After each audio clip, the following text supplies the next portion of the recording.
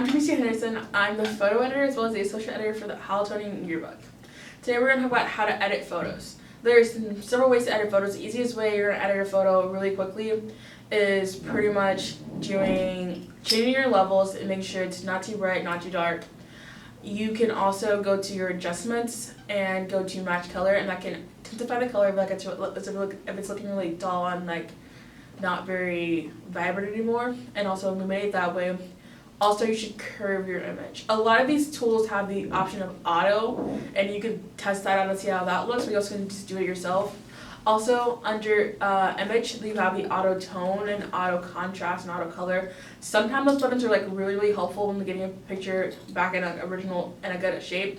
Sometimes they're really awful, so I would just test that out as well. If you like it, if you don't, then do it yourself. It's really easy. And also, a really cool thing about Photoshop is that you have selective color. So if your photo looks too red or like too green or too blue, you could actually go to that and actually select that color and try to turn it down a little bit to make your photo look back to a little bit more normal.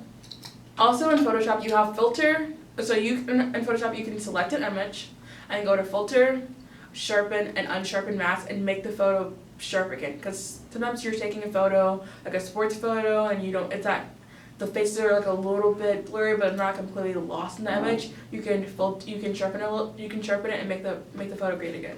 When shooting photos, if you do happen to shoot in RAW, so the difference between RAW and JPEG is pretty much RAW is unprocessed. JPEG it's compressed down. RAW, you can go back and change everything in RAW.